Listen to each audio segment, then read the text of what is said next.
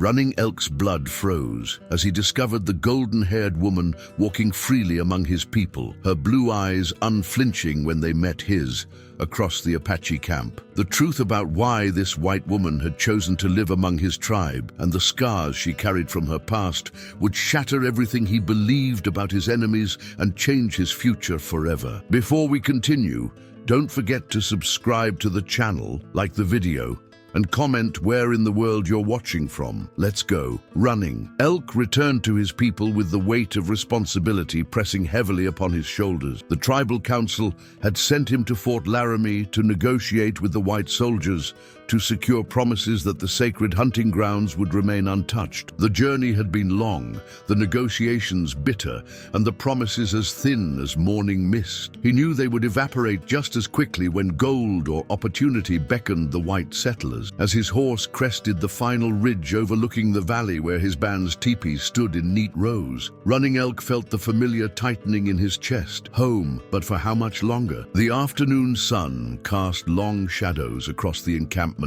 smoke rising from cooking fires in thin grey columns against the endless blue sky. Children's laughter carried on the wind, mingling with the sounds of daily life that had continued in his absence. His eyes swept across the camp, counting teepees, noting positions, ensuring all was as he had left it weeks before. Then his gaze caught on something unexpected, a flash of gold in the sunlight, hair the color of wheat fields. A white woman moved among his people, dressed in their clothing, walking with the unhurried grace of someone who belonged. Running Elk's hand instinctively moved to the knife at his waist. White women did not live among the Apache. They were captives, bargaining chips or dead. Yet this one moved freely, stopping to speak with Standing Rock's wife, helping an elder with a water skin. No ropes bound her, no guard watched her movements. He urged his horse forward, his arrival announced by the excited calls of children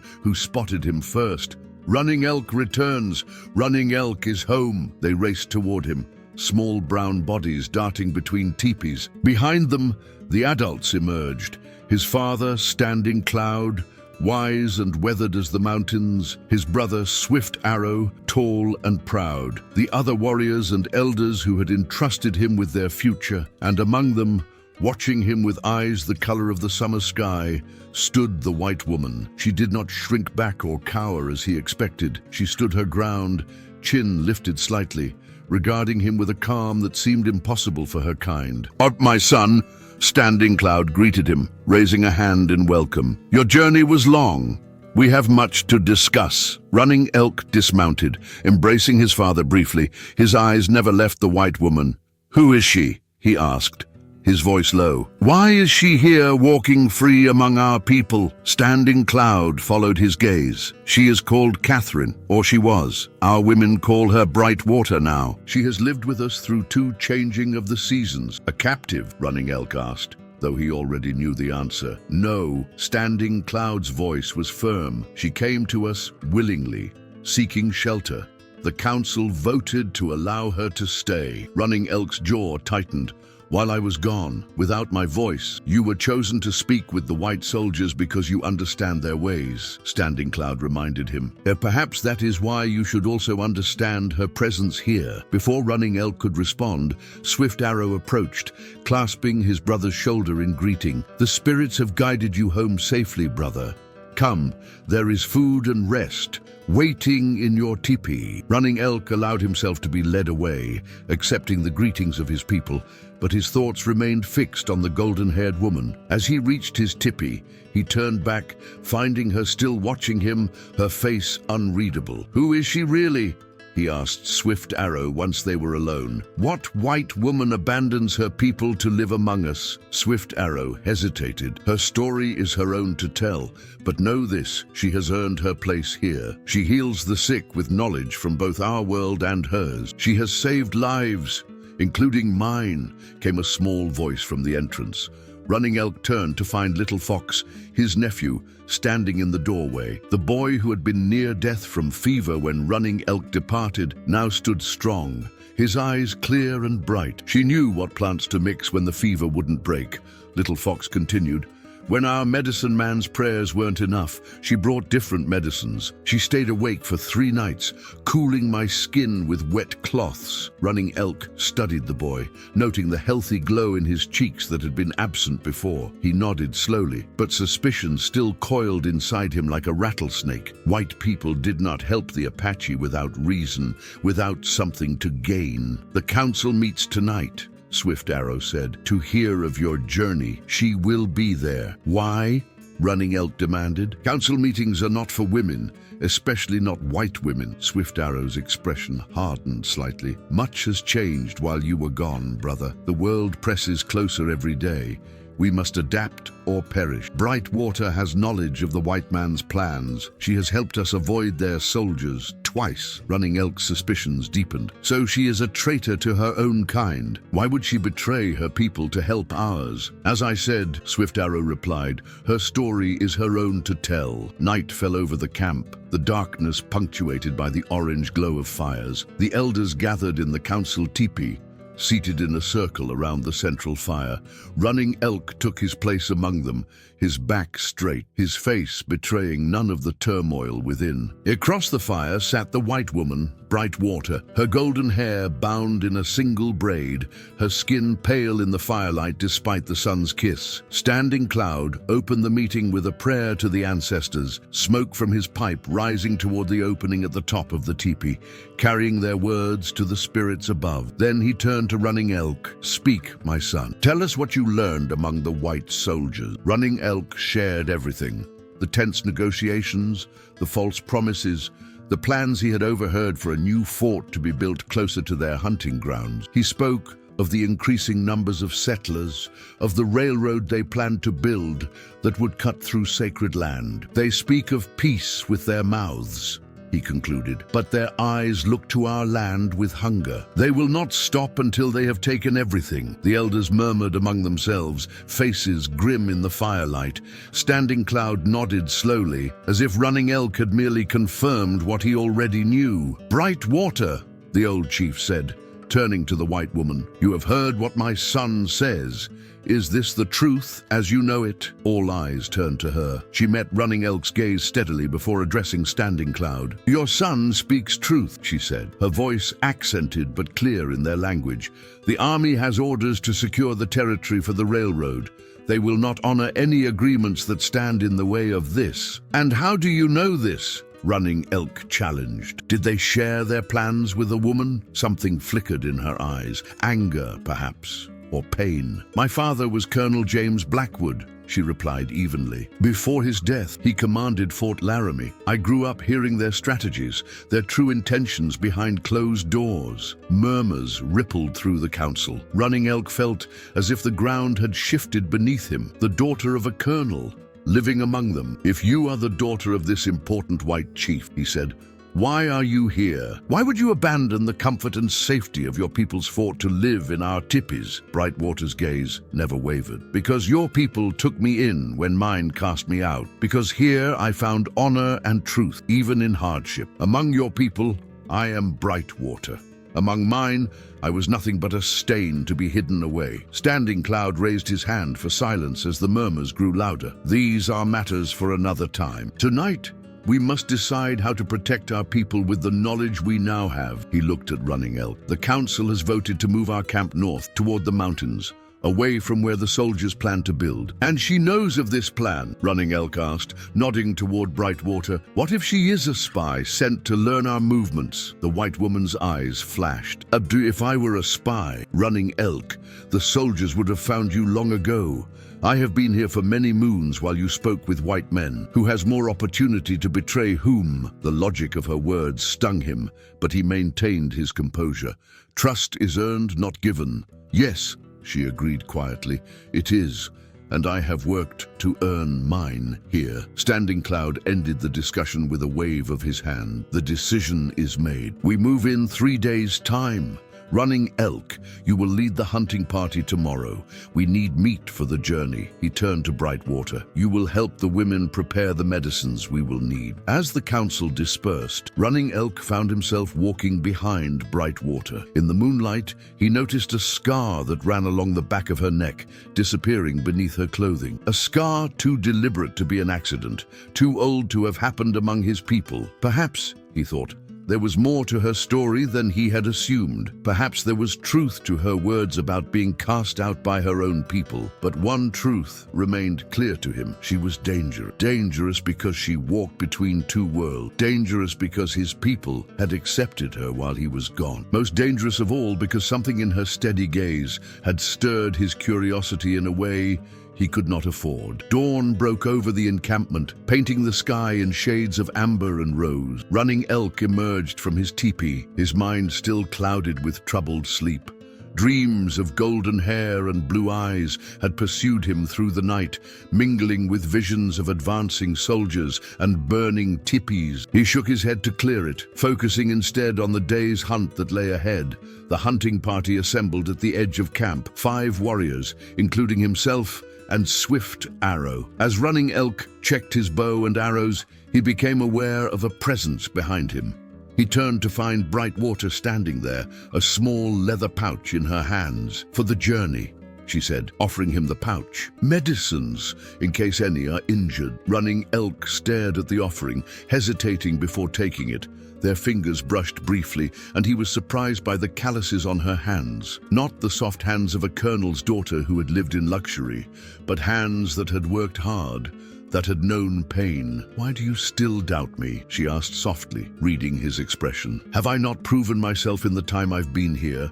I do not know you," he replied simply. "I know only that you are not of our people, yet you live among us during dangerous times. I have more reason to fear your people than you have to fear me," she said, her voice steady despite the challenge in her words. "Yet here I stand." Before he could respond, Swift Arrow approached. "The others are ready, brother." Running Elk nodded, tucking the medicine pouch into his belt. "We return by nightfall," he told Brightwater, though he wasn't sure why he felt the need to inform her of anything. She stepped back, her expression unreadable. "May the spirits guide your arrows true." The hunting party moved out, following game trails into the rolling hills beyond the valley. For hours, Running Elk focused solely on tracking a herd of deer, pushing thoughts of the white woman from his mind. They brought down 3 bucks, enough meat to sustain the tribe during their coming journey north. As they worked to prepare the kills for transport back to camp, Swift Arrow approached Running Elk, where he knelt by the largest deer. "You watch her like she might sprout fangs and strike," Swift Arrow observed, his tone light but his eyes serious. "She is not our enemy." Running Elk continued his work, his knife moving efficiently. "The white people have brought nothing but death to our land. They promise peace while preparing for war. Why should she be different?" "Because she chooses to be," Swift Arrow replied. "And because she warned us when soldiers came searching for deserters, allowing us to hide our young men. Because she taught our women how to treat the white man's coughing sickness when it struck last winter." He paused. "Because she bears scars given to her by her own kind." Running Elk's knife stilled. "What do you mean?" Swift Arrow lowered his voice. "It is not my story to tell in full, but know this. She did not leave her people. She escaped them." The conversation ended as the other warriors approached, the deer prepared for the journey home. But Swift Arrow's words echoed in Running Elk's mind as they traveled, adding to his confusion. An escaped white woman was even more dangerous than a willing exile. The army would be looking for her, and her presence put the entire tribe at risk. They returned to camp as the sun began its descent, women coming forward to help with the meat. Running Elk searched the faces, unconsciously looking for Brightwater, but she was not among them. "She is with old Raven," said a voice beside him. He turned to find little Fox standing there, the boy's eyes knowing beyond his years. The old one's chest pains returned. Running Elk nodded, handing his portion of the meat to one of the women. "I will speak with my father." Instead, His feet carried him toward Old Raven's teepee. He told himself it was concern for the elder, one of their most respected medicine men, that drew him there. Not curiosity about the white woman, not the questions that had multiplied since his conversation with Swift Arrow. Outside the teepee, he paused. Voices drifted through the entrance flap, Brightwater's accented tones mixing with Old Raven's deeper rumble. They spoke in the Apache language, but occasional words in English slipped into her speech when she struggled to explain something. The heart is like a fist that squeezes, she was saying. When the passages that feed it become blocked, it causes pain. This tea helps open them. Your medicine and mine together are stronger than either alone, Old Raven replied. You have wisdom, Brightwater, though your path to it was hard. Running Elk cleared his throat and entered. Old Raven sat propped up on furs, his leathery face creased in a smile despite the strain around his eyes. Beside him knelt Brightwater, her hands busy mixing something in a small clay bowl. The hunter returns, Old Raven greeted him. Was your aim true today? $3.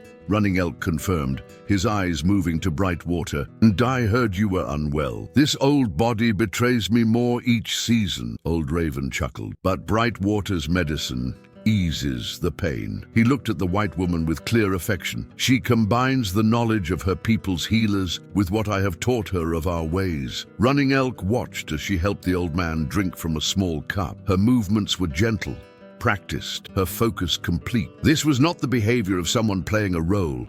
Whatever she was, her care for Old Raven was genuine. The council meets again tonight, Running Elk said. Will you attend, Old Raven? The elder shook his head. My voice is not needed. The path forward is clear. We must move north, away from the soldiers' new fort. He fixed Running Elk with a penetrating gaze. Will you still doubt the wisdom of this? I doubt the wisdom of trusting our plans to an outsider, Running Elk replied, glancing at Brightwater. She continued her work, her face composed, but he saw her shoulders tense. She is no longer an outsider, Old Raven said firmly. The council has accepted her. Only you hold back, Running Elk. With good reason, Running Elk insisted. Her presence puts us all at risk. If the soldiers are searching for her, they search for a ghost, Brightwater interrupted, finally meeting his gaze. Catherine Blackwood is dead. They found her body in the river 2 summers ago. Her eyes were cold as winter sky, or what they believed to be her body. Running Elk stared at her. You faked your death. I did what was necessary to escape. She turned back to her medicines. Judge me if you wish, Running Elk, but do not pretend to understand what drove me to such measures. Old Raven reached out, patting her hand. Go now, child. You have done enough for this old man today. I would speak with Running Elk alone. She gathered her medicines with efficient movements, nodding respectfully to Old Raven before leaving. She passed Running Elk without acknowledging him, her spine straight as an arrow. When she was gone, Old Raven sighed. Sit, Running Elk. There are things you should know. Running Elk settled cross-legged beside the elder, waiting. The white woman came to us half dead, Old Raven began. 2 winters ago, during the moon of long nights, Standing Cloud's hunting party found her collapsed in the snow, dressed in rags, her back torn open by the white man's whip. The old man's eyes grew distant with memory. I did not think she would survive the night.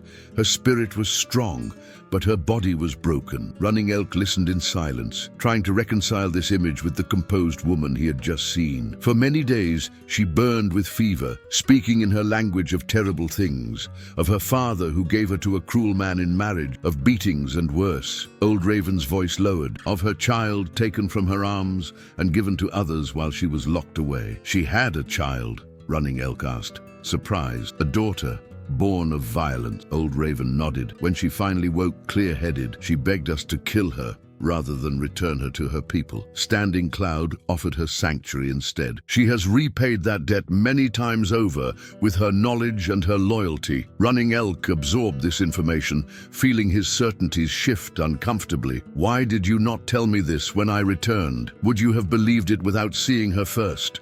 Old Raven asked shrewdly. Some truths must be witnessed, not merely told. The old man leaned forward. Watch her, Running Elk. See with clear eyes, not those clouded by fear of all white people. then judge. The council gathering that night was somber, filled with the weight of decisions that would determine their people's survival. Running Elk sat in his place, his mind still churning with what old Raven had told him. Across the fire, Brightwater sat beside Standing Cloud, her golden head bent toward him as they spoke in low tones. The firelight caught in her hair, creating a halo effect that made her seem otherworldly among the dark-haired Apache. 3 days until we move north, Standing Cloud announced to the gathered elders and warriors. The hunting party has brought meat that the women will dry for our journey. Now we must decide the safest path to take. Talking Bear, one of the older warriors, spoke up. The soldiers patrol the eastern trails heavily. We should stay west of the river, but the western route takes us too close to the Crow. Another countered. They have no love for us, especially with the white men pushing them from their own hunting grounds. The discussion continued, voices rising and falling as various options were considered and discarded. Running Elk listened, offering his thoughts when asked, but he found his attention repeatedly drawn to Brightwater. She remained silent throughout, her eyes following each speaker, absorbing everything. Only when Standing Cloud directly asked for her opinion did she speak. The soldiers have established new patrol routes, she said, her voice clear in the teepee. They reach farther west than before, but they follow predictable patterns. She leaned forward, using a stick to draw in the dirt floor. Here, where the river bends, they have built a small outpost. 2 days north of that, there is another. Between them, they send riders at sunrise and sunset. Running Elk watched her movements, noting the precision of her knowledge. How do you know this? He asked, his tone more curious than accusatory. Her eyes met his briefly. I listen, I watch. The traders who come through speak freely, thinking I do not understand. And she hesitated. I can read their written orders when they are careless enough to leave them visible. Murmurs of appreciation rippled through the council. The ability to read the white man's words was valuable indeed. So, you suggest, Standing Cloud prompted. Here, she indicated a spot on her crude map, where the hills rise and the forest begins. The patrols avoid this area because the terrain is difficult for horses. If we travel by night through this section, we can avoid detection. The council considered her suggestion, adding their own knowledge of the terrain. Running Elk found himself nodding slowly. Her plan was sound, combining her knowledge of the soldiers with the tribe's familiarity with the land. When the meeting concluded, Running Elk remained seated as the others filed out. Brightwater rose to leave with Standing Cloud, but Running Elk called to her. A moment, he said. She hesitated, then nodded to Standing Cloud, who left them alone in the council teepee. The fire had burned low, casting long shadows across the space between them. Old Raven told me some of your story, Running Elk said without preamble. She stiffened, her face immediately guarded. Old Raven talks too much. He believes I should know the truth. Why? She challenged. So you can pity me, or perhaps so you can better decide if I am worth the risk to your people. There was a bitter edge to her words. Running Elk studied her in the flickering light. I would hear the truth from your own lips. Brightwater laughed, a sharp sound without humor. My truth would take too many nights to tell, Running Elk. And you have made it clear you do not trust me enough to believe it. He leaned forward. Try me. For a long moment, she simply looked at him, as if weighing his sincerity. Then she sank back down to her place by the fire. What do you want to know? Old Raven said you were found half dead in the snow, that you had been whipped. She nodded once, her hand unconsciously moving to her shoulder, where he had glimpsed the scar. My husband was a cruel man. He believed a wife was property, to be used or punished as he saw fit. Your father gave you to this man. My father arranged the marriage, yes, to Captain Mercer, a political alliance, my father's career advancement in exchange for a well-bred wife, for an ambitious officer. Her voice was detached, as if she spoke of someone else. I was 17. Running Elk's jaw tightened. Even among his people, where marriages were sometimes arranged, a father would never give his daughter to a man known for cruelty. Captain Mercer treated me well at first, when others could see, she continued. But in private, she trailed off, her eyes growing distant. I learned to be silent, to endure. And the child? Running Elk asked softly. Pain flashed across her face, so raw it made him regret the question immediately. But she answered, "My daughter was born after a particularly brutal night. She was small, came too early, but she lived. She was beautiful." Brightwater's voice caught. "For 6 months, she was my whole world, my reason to survive each day." She looked down at her hands. "Then my husband's commanding officer visited with his wife. She could bear no children. 2 weeks later, I was told my daughter had died of fever while I was confined to quarters for some imagined offense. But you did not believe this." Brightwater's eyes flashed up to his, fierce with a mother's rage. "I heard her crying in the night. I saw her being carried away by the commander's wife. When I tried to take her back, I was beaten unconscious. When I woke, they told me I was mad with grief, that I had imagined it all." Her hands clenched into fists. "They locked me away, said I was unstable, dangerous. For months, I was kept in a small room at the fort's hospital, given medicines that made me sleep, that confused my mind." Running Elk listened in growing horror. He had heard stories of the white man's cruelty, but this, to take a child from its mother, to convince her she was mad, it struck at something fundamental, something sacred. "How did you escape?" he asked. "There was a young doctor who believed me, or at least believed I didn't belong locked away. He helped me plan, created a distraction." Her eyes grew distant again. "There was a fire. In the confusion, I took my chance. I stole clothing, a knife. I cut my hair, took what food I could carry, and ran." She looked up at him. "I ran for days. When I could no longer run, I walked. When I could no longer walk, I crawled. I had no plan except to get as far from the fort as possible. And the body they found in the river?" A cold smile touched her lips. "Fortune, or perhaps the spirits your people honor. A woman drowned. A settler's wife caught in a flash flood. The body was unrecognizable after days in the water, but she had golden hair like mine. They found scraps of my clothing nearby, planted by me before I fled north. They assumed it was me." Running Elk nodded slowly, understanding dawning. "So Catherine Blackwood died, and Brightwater was born." "Not immediately," she said, her voice softening. "First, there was only a hunted creature, half mad with grief and fear. I was dying when your people found me. I expected them to kill me. It would have been a mercy. Instead, they showed compassion I had never known from my own kind." The silence that followed was heavy with the weight of her revelation. Running Elk found himself reassessing everything he had assumed about her. He had expected to find deception, calculation. Instead, he had found raw truth and pain so deep it transcended the boundaries between their peoples. "Am I your husband?" he said finally. "Does he still search for you? Captain Mercer died last summer, killed in a skirmish with the Sioux." There was no satisfaction in her voice, only a dull acknowledgement. "But there are others at the fort who would remember, who would ask questions if they saw me. Which is why you fear our journey north," Running Elk realized. "The new outposts you spoke of, they lie in our path." She nodded. "If I am recognized, it would endanger everyone. Not just me." She met his gaze directly. "That is why I offered to go separately, to meet the tribe beyond the danger zone." Standing Cloud refused. "He considers you one of us now," Running Elk said. "And you?" she asked, her voice barely above a whisper. "What do you consider me?" Running Elk. He did not answer immediately, weighing his words carefully. "I consider you someone who has survived what would have broken many warriors. Someone who has earned her place here through actions, not words." He paused. "I still have questions, but I no longer doubt your loyalty to my people." Something shifted in her expression. Relief, perhaps, or the faintest glimmer of hope. She nodded once, accepting his words as the concession they were. "We should rest," she said, rising.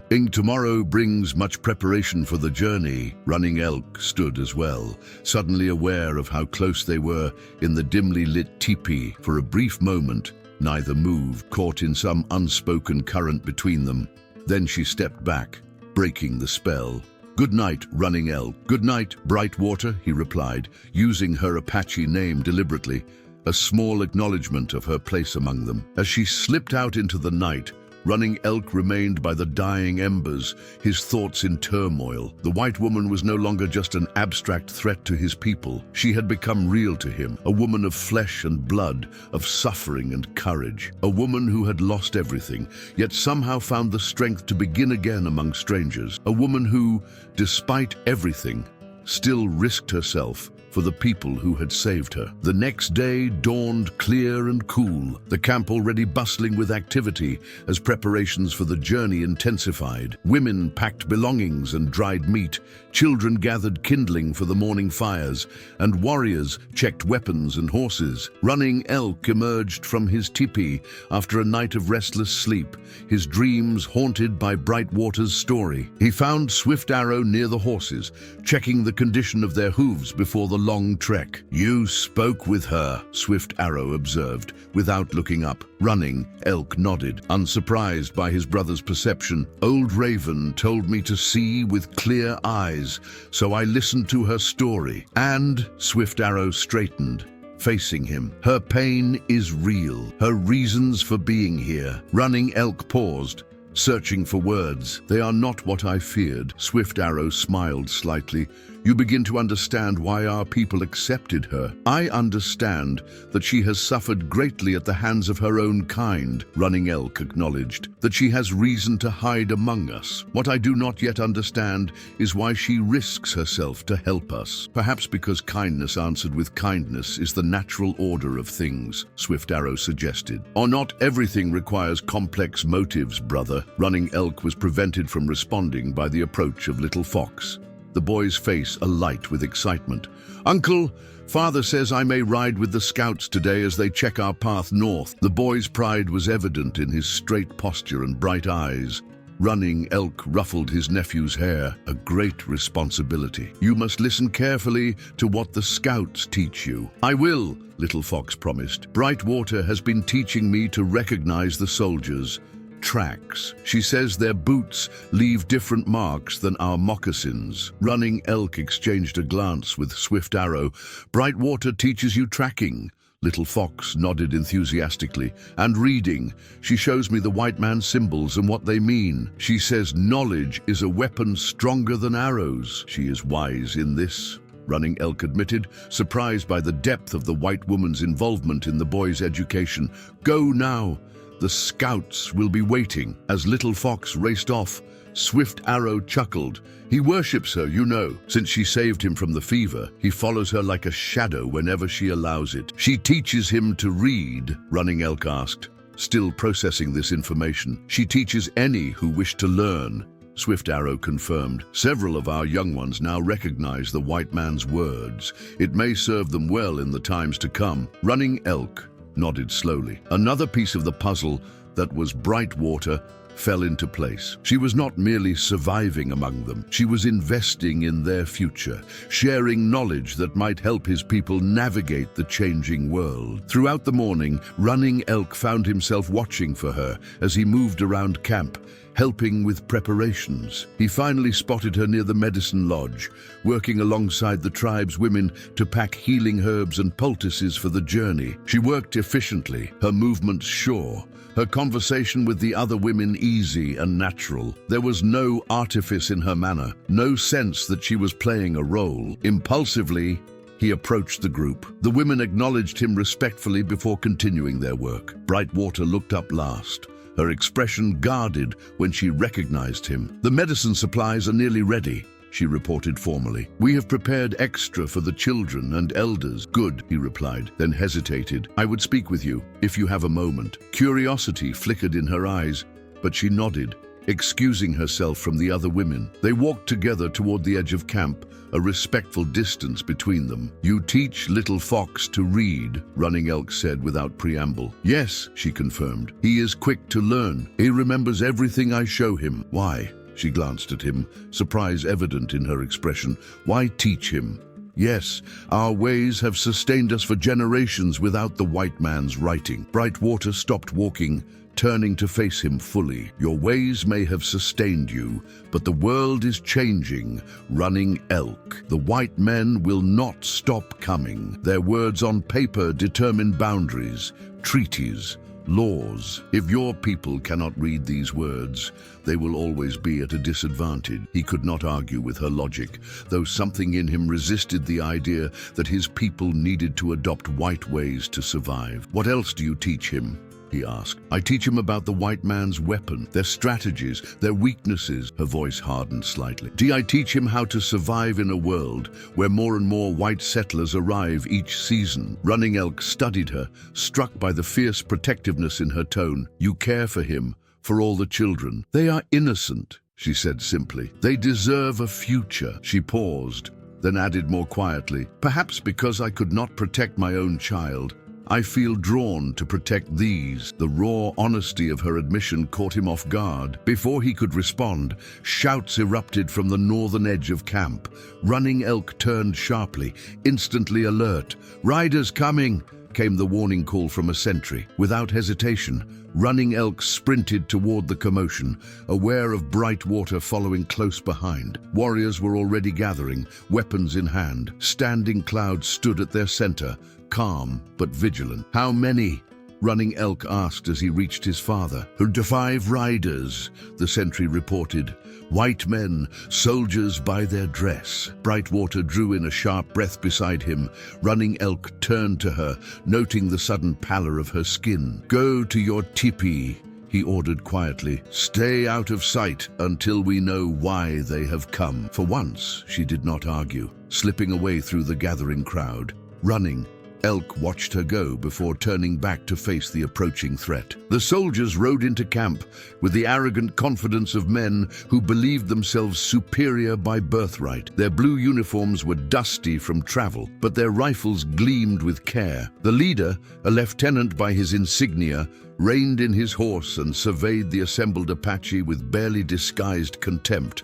I seek the chief of this band, he announced loudly. Standing Cloud stepped forward, his dignity a rebuke to the lieutenant's manner. I am Standing Cloud. Why do you come to our camp uninvited? The lieutenant dismounted, his movements stiff with formality. I am Lieutenant Hargreaves from Fort Laramie. We are here on official business. He withdrew a folded paper from his jacket. We have orders to relocate all Apache in this territory to the reservation established by treaty last year. A murmur of anger rippled through the warriors. Running Elk stepped forward to stand beside his father. We signed no such treaty. Standing Cloud replied evenly, this land has belonged to our people since before your grandfathers were born. Nevertheless, the lieutenant continued, unmoved, you are ordered to begin preparations immediately. Soldiers will arrive in 1 week to escort your people to the reservation. His gaze swept the camp. Then resistance will not be tolerated. Running Elk's hand tightened on his knife. And if we choose to remain on our ancestral lands, the lieutenant's eyes hardened. Then force will be employed to ensure compliance. The army's patience with hostile Indians is at an end. Standing Cloud raised a hand to quiet the growl of anger from his warriors. We will discuss your words and give our answer tomorrow. There is nothing to discuss, the lieutenant retorted. These are orders, not a negotiation. Yet you will wait for our answer. Standing Cloud insisted, his voice carrying the weight of authority that had led the tribe for decades. We offer you the hospitality of our camp tonight, food and shelter for you and your men. The lieutenant hesitated, clearly taken aback by the offer. Finally, he nodded curtly. We will camp here and await your response in the morning. But be warned, the outcome is already determined. As the soldiers established their camp on the outskirts of the Apache encampment, Running Elk followed his father to the council teepee. We must move tonight, he urged once they were alone. Our preparations are nearly complete. We can be gone before dawn, leaving the soldiers with nothing but empty teepees. Standing Cloud shook his head. That would only delay the inevitable. They would pursue us, and there would be bloodshed. The old chief's eyes were weary but determined. No, we must find another way. What way exists when they come with guns and orders? Running Elk demanded, frustration edging his voice. Indeed, perhaps one that requires knowledge we do not yet possess. Standing Cloud replied cryptically. Summon Brightwater to the council. Her understanding of the white man's ways may offer insights we need. Running Elk nodded, though concern gnawed at him. The soldiers must not see her. Arrange for her to come after nightfall. Standing Cloud agreed. And Running Elk, tell her to bring anything she knows of these reservation treaties. We must understand what we truly face. As Running Elk left to fulfill his father's request, his mind raced with the implications of this new threat. The planned journey north now seemed impossible.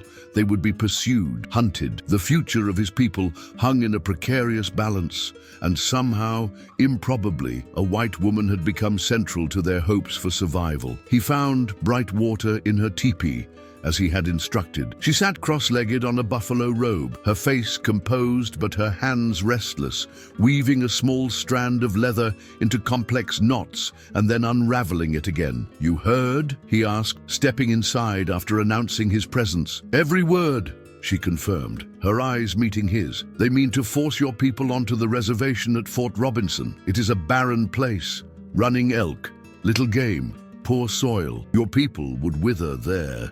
He nodded grimly. "My father wishes to speak with you tonight, after dark. He asks that you bring any knowledge you have of these treaties they speak of." Brightwater's expression grew thoughtful. "I have no written treaties, but I know their contents. My father," she hesitated, "my father helped draft similar documents for other tribes. I know how they are worded, what they promise, and what they actually deliver. Then you will come?" "Of course." She set aside the leather strand. "Running Elk, there is something else you should know. Lieutenant Hargreaves, I recognize him. He served under my husband at Fort Laramie. If he sees me..." The implication was clear. Running Elk's concern deepened. "You will stay hidden. We will arrange for you to reach the council, Tippy unseen after dark." She nodded, but her eyes remained troubled. "Be careful around him. He is not a man known for honesty or mercy." Running Elk studied her for a moment, struck by the irony that this woman, once his greatest source of suspicion, had now become someone whose warnings he heeded without question. "We will be ready for the council at moonrise," he told her. "A swift arrow will come for you when it is time." As he turned to leave, she called his name softly. He looked back to find her standing now, her expression grave. "Whatever comes," she said quietly, "know that my loyalty is to your people, to those who showed me kindness when I had nothing left." The simple declaration, spoken with quiet intensity, touched something deep within him. Running Elk held her gaze for a long moment, understanding passing between them without words. "Until moonrise, then," he finally said, and slipped back out into the fading daylight, carrying her promise with him like a talisman against the gathering storm.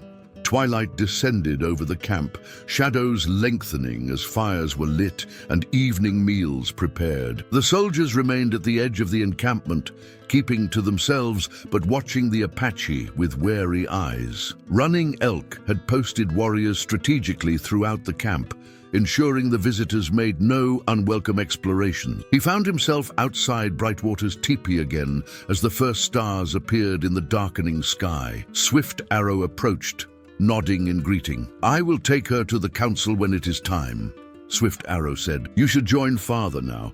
The elders are gathering."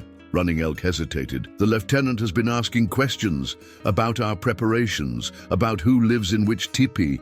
You think he suspects she is here?" "I think he is searching for something, or someone." Running Elk's jaw tightened.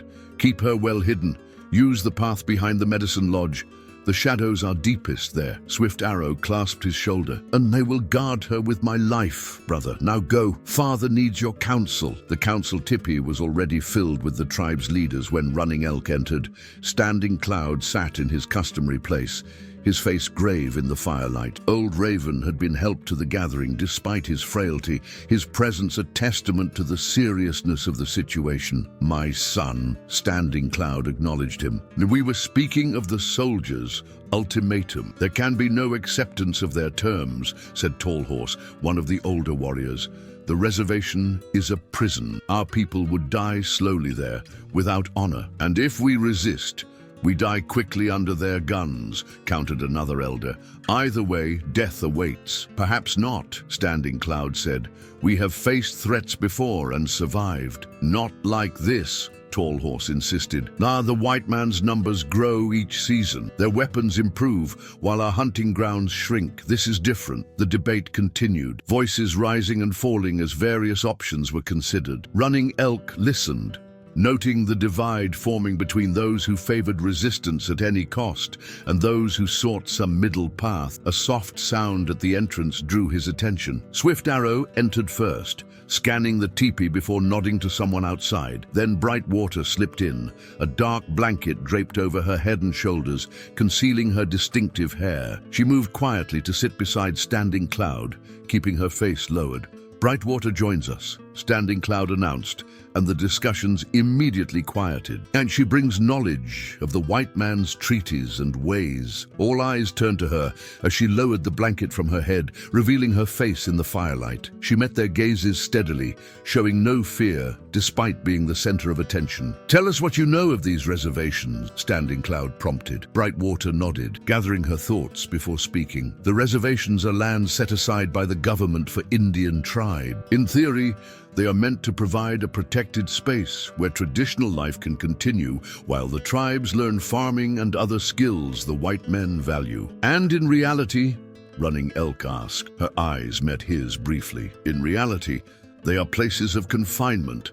The land is usually poor, areas no white settlers want. Game is scarce. The promised supplies, food, tools, blankets rarely arrive in the quantities agreed upon, if they arrive at all." Murmurs of anger rippled through the council. The treaties promise protection and assistance in exchange for moving peacefully to these lands, she continued. "But I have seen the reservations. I have seen proud warriors become beggars, waiting for government rations that never come. I have seen children die of diseases that spread in the close quarters." "You paint a grim picture," Old Raven observed. "I speak the truth as I have witnessed it," she replied simply. "To do otherwise would dishonor the trust you have placed in me." Standing Cloud nodded slowly. "And these soldiers, they have the authority to force us." "They believe they do," Brightwater confirmed. "But the treaty they reference was likely signed by someone claiming to represent all Apache bands, though I doubt they consulted your people specifically." "A false treaty, then," Tall Horse growled. "To our understanding, yes," she agreed. "But in the white man's courts, it would be considered binding." Running Elk leaned forward. "Is there no way to challenge such a document?" Brightwater considered this. "It would require bringing your case before officials in Washington, a journey of many weeks, and even then, success would be unlikely. The government wants the land cleared for settlers and the railroad. They have little incentive to honor objection." The council fell silent, absorbing the bleak outlook she presented. Running Elk watched his father's face, seeing the weight of leadership heavy upon him. "Or do what of our original plan?" Running Elk suggested. "To move north into the mountains.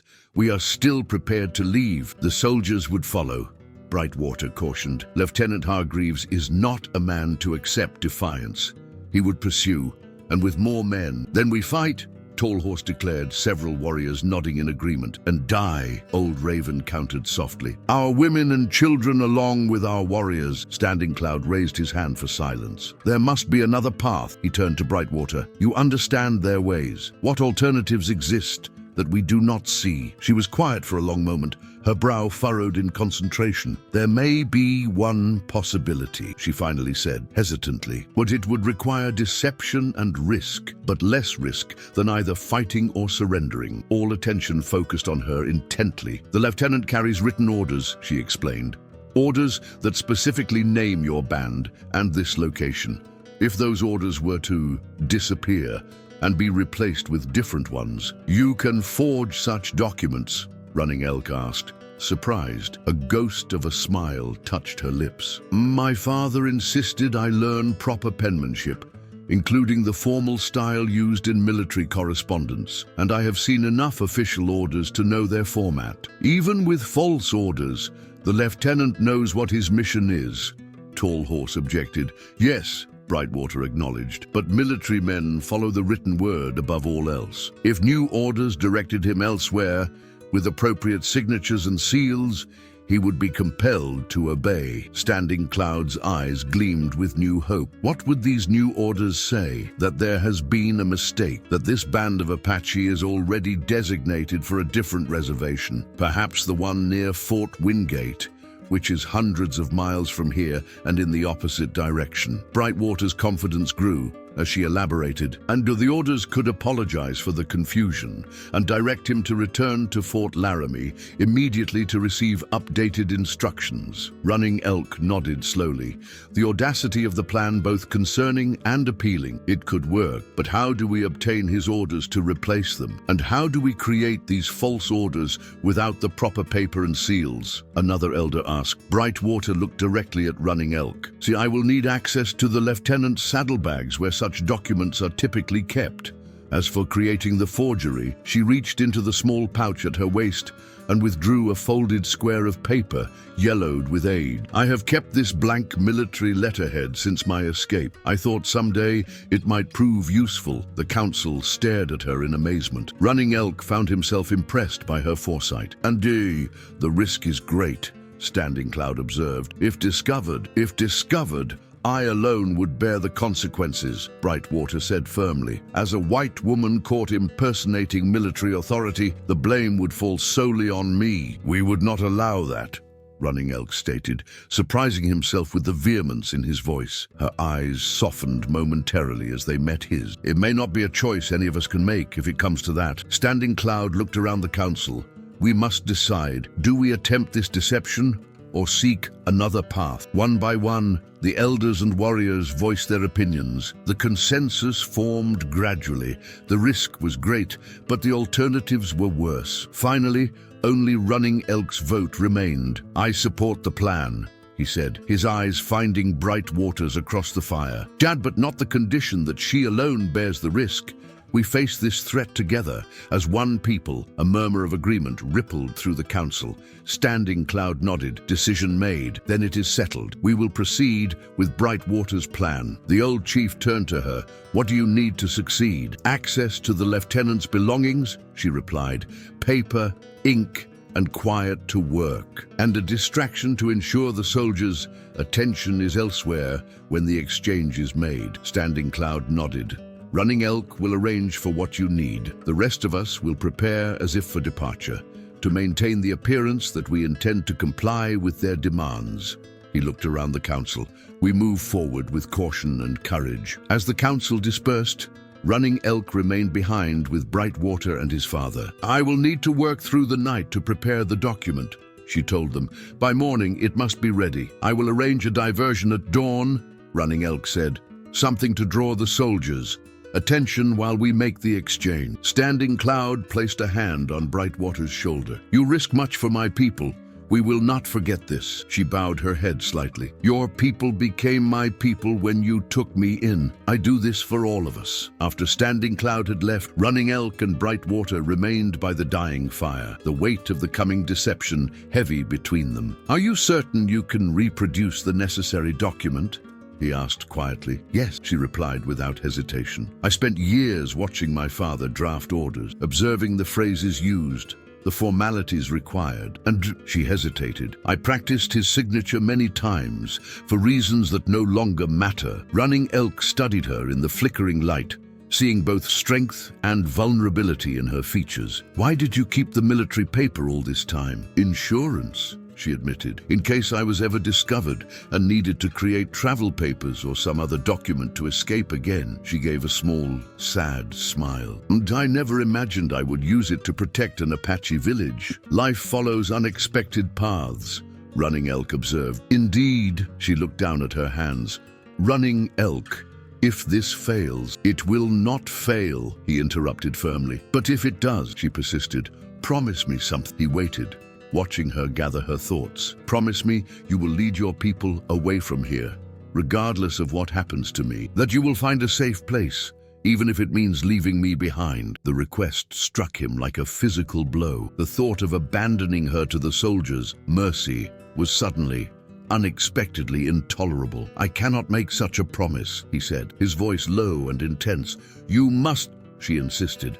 Your responsibility is to your people, and you are one of my people now, he countered. As you yourself said. Their eyes locked, something unspoken passing between them. The air in the teepee seemed to grow thicker, charged with emotions neither was prepared to name. Finally, she looked away. We should begin preparations. Dawn will come quickly. Running Elk nodded, recognizing her retreat but respecting it. I will bring you what you need for the forgery. Swift Arrow will stand guard while you work. As they rose to leave the council tipi, Running Elk impulsively reached out, his fingers lightly touching her arm. She paused, looking up at him with questioning eyes. Whatever comes tomorrow, he said quietly, we face it together. No one is left behind. The fierce certainty in his voice seemed to both startle and reassure her. She nodded once, accepting his declaration without further argument, and they stepped out into the night to begin their dangerous gambit. The night deepened as Brightwater worked by candlelight in Old Raven's tipi, chosen for its position far from the soldiers' camp. Her fingers moved with precision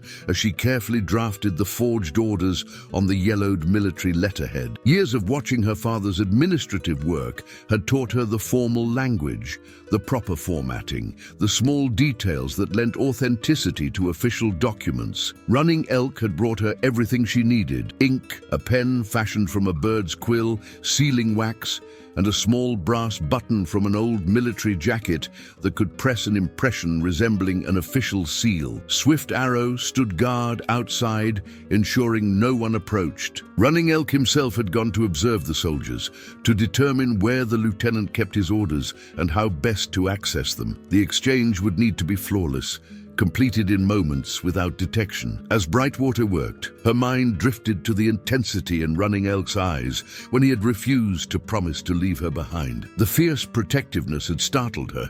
She had grown accustomed to fighting her own battles, to expecting abandonment rather than loyalty. Yet, something in his declaration had reached a part of her long walled off from hope. She pushed the thought aside, focusing on the task at hand. The forgery took shape under her careful attention, orders rescinding the previous command to relocate this specific band of Apache, citing a territorial jurisdiction error and directing Lieutenant Hargreaves to return to Fort Laramie immediately for clarification. May I enter? Running Elk's voice came softly from outside. Swift Arrow murmured something, and then the tipi flap opened. Running Elk ducked inside, his expression tense but controlled. His eyes immediately went to the document taking shape before her. You progress well, he observed, crouching beside her to examine her work. It is nearly complete, she replied. I need only add the final signatures and apply the seal impression once the ink dries. Running Elk nodded. The lieutenant keeps his documents in a leather portfolio in his saddlebag. The horses are picketed at the edge of their camp with a single sentry. And your diversion? A grim smile touched his lips. Little Fox and two other boys will create a disturbance on the far side of camp, something to draw attention without raising alarm. A stampeding horse, perhaps. Brightwater frowned. I do not like involving the children. They are least likely to arouse suspicion, Running Elk explained. And they are swift runners, able to disappear if pursued. She could not argue with his logic, though concern lingered. When do we make the exchange? At first light, the soldiers will be preparing their morning meal. The sentry will be tired from night watch, less alert. He studied her face in the candlelight. You should rest. When this is finished, the morning comes soon. And you? She asked, noting the fatigue lining his features. I will keep watch with Swift Arrow. Sleep will come after our people are safe. Brightwater returned to her work, carefully inscribing the signature of Colonel Westfield, the commanding officer at Fort Laramie. She had seen his signature many times on documents in her father's office. The strokes came naturally to her hand, muscle memory guiding the pen. Running Elk watched in silence, his presence oddly comforting as she completed the forgery. When she finished, she sat back, flexing her cramped fingers. It is done, she said quietly, looking over the document with a critical eye. It should withstand casual inspection, especially if the lieutenant has no reason to doubt its authenticity. Running Elk leaned closer, examining the paper. Your skill is impressive, a talent I never expected to use this way, she admitted. He reached out, his fingers gently touching hers where they rested on the earthen floor of the teepee. The unexpected contact sent warmth spreading up her arm. Thank you, he said simply, his voice low and sincere, for risking yourself for my people. Our people, she corrected softly, not withdrawing her hand from his. For a moment, they remained thus, connected by that simple touch, the candlelight casting flickering shadows across their faces. Something unspoken hung in the air between them, fragile as morning mist. Then Swift Arrow's low whistle from outside broke the spell. Running Elk withdrew his hand, his expression returning to one of focused determination. "I will return at dawn," he said, rising. "Have the document ready?" Brightwater nodded, watching as he ducked out of the teepee. Only when he was gone did she realize she had been holding her breath. She carefully set the forgery aside to dry completely, then curled up on the buffalo robe old Raven had provided. Despite Running Elk's advice to rest, sleep eluded her. Instead, her mind raced with possibilities, contingencies, fears. What if the lieutenant recognized the forgery? What if he had somehow learned of her presence in the camp? What if she forced her thoughts away from disaster scenarios? The plan was sound. It would work because it had to work. The alternative was unthinkable. Eventually, exhaustion overcame anxiety, and she drifted into uneasy sleep, dreaming of running through endless forests, pursued by shadows in blue uniforms. Dawn arrived with gentle fingers of light creeping through the smoke hole of the teepee. Brightwater woke instantly, years of vigilance having trained her to transition from sleep to full alertness in moments. She checked the forgery, dry now and convincing to her critical eye. Carefully, she folded it exactly as military orders would be folded, then sealed it with the wax and improvised stamp. Swift Arrow's soft call announced Running Elk's return. He entered the tipi, already dressed for the day, his face composed but his eyes revealing tension. "The camp stirs," he reported. "The soldiers are beginning to wake. We must move quickly." Brightwater handed him the forged document. "It is ready." Running Elk tucked it securely into his belt. "You will remain here while I make the exchange." "No," she countered firmly. "I should be the one to do it." "Too dangerous," he insisted. "If you are seen, if I am seen, I can claim to be bringing coffee to the soldiers or gathering firewood," she argued. "Oh, you have no such excuse to be near their camp." Running Elk frowned, clearly disliking her logic but unable to refute it. "You would risk yourself again." "I am the logical choice," she said simply, "and I can identify the proper documents more easily than you." After a moment of internal struggle, he nodded reluctantly. "Very well, but I will be nearby, watching. At the first sign of danger, I will signal by dropping my water skin," she assured him. "The diversion is still planned." "Yes, Little Fox awaits my signal." Running Elk's expression softened slightly. "Be careful, Brightwater." The concern in his voice warmed her despite the tension of the moment. "I will." They left the tipi together, separating at the medicine lodge. Brightwater collected a water skin and basket as props for her supposed errand, then made her way casually toward the creek that ran near the soldiers' camp. Running Elk moved to a position where he could observe without being obvious, signaling to Little Fox as he passed. The morning air was cool and misty, the camp beginning to stir with early activity. Women tended cooking fires, children carried water, and warriors checked horses and weapons. The soldiers' camp showed similar signs of waking, men emerging from bedrolls, a fire being built for coffee. Brightwater kept her head down, her movements unhurried as she filled her water skin at the creek. From the corner of her eye, she noted the position of the horses, the saddlebags, the sentries. Lieutenant Hargreaves was not yet visible, likely still in his tent. On the far side of camp, a sudden commotion erupted. Shouts, the pounding of hooves, men scrambling to their feet. Little Fox and his friends had released one of the soldiers' horses, sending it charging through their camp, disrupting breakfast preparations and creating instant chaos. Brightwater moved immediately, using the distraction to slip among the picketed horses. Her fingers worked quickly, locating the lieutenant's mount and the distinctive leather saddlebag bearing his insignia. Years of surviving on quick wits and quicker hands served her well as she extracted the portfolio of documents, quickly identifying the orders by their official seal. The exchange took mere seconds, the original orders removed, the forgery inserted in precisely the same position. She tucked the real orders into her dress, secured the portfolio, and was already moving away when a voice froze her in place. "What are you doing there, woman?" Brightwater turned slowly, her heart hammering. A young soldier stood watching her, rifle held casually but ready. "Gathering kindling," she replied in the broken English she adopted when speaking to white men. Gesturing to her basket, she kept her face partially averted, her hair falling forward to obscure her features. "For morning fire," the soldier frowned, taking a step closer. "Kindling by the horses." "Wood is wood," she shrugged, forcing herself to appear calm, disinterested. "Your horse is not eating it." For a tense moment, he studied her. Then the lieutenant's voice called from across the camp, demanding assistance with the runaway horse. The soldier hesitated, then waved her away dismissively. "Get on with it then, but stay away from our gear." Brightwater nodded subserviently and moved away, careful not to hurry despite the urge to run. Only when she had rounded the bend in the creek, out of sight of the soldiers' camp, did she allow herself to exhale fully. Running Elk materialized from the brush, his expression taut with concern. "You were seen?" "A young soldier," she confirmed, but he suspected nothing. "The exchange is complete." She withdrew the original orders from her dress, handing them to him. "These should be destroyed immediately." He took the papers, his fingers brushing hers again. "You showed great courage." "It is not finished yet," she cautioned. "Papa, the lieutenant must still read and believe the forged orders." They made their way back to the Apache camp, separating before entering to avoid being seen together. Brightwater returned to Old Raven's teepee, her nerves humming with tension despite the successful exchange.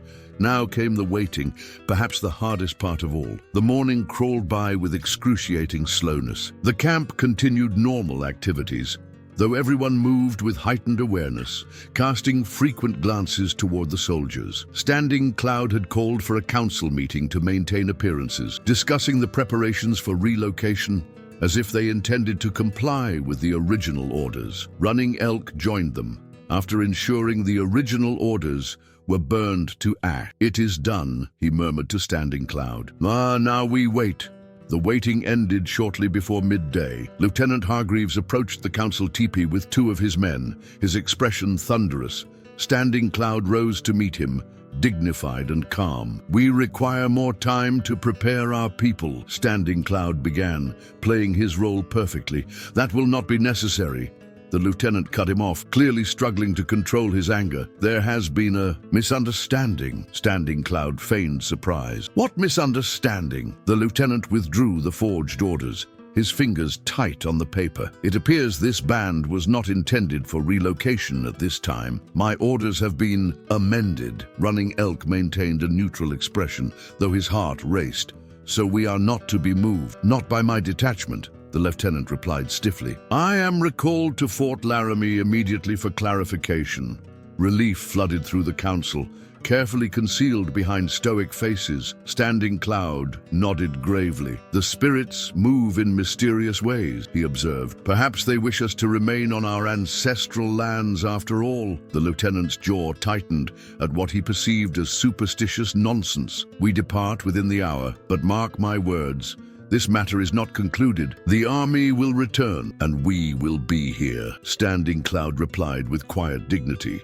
As the lieutenant stormed away, the council maintained their composure until he was well out of earshot. Then a current of excited murmurs ran through the gathered elders.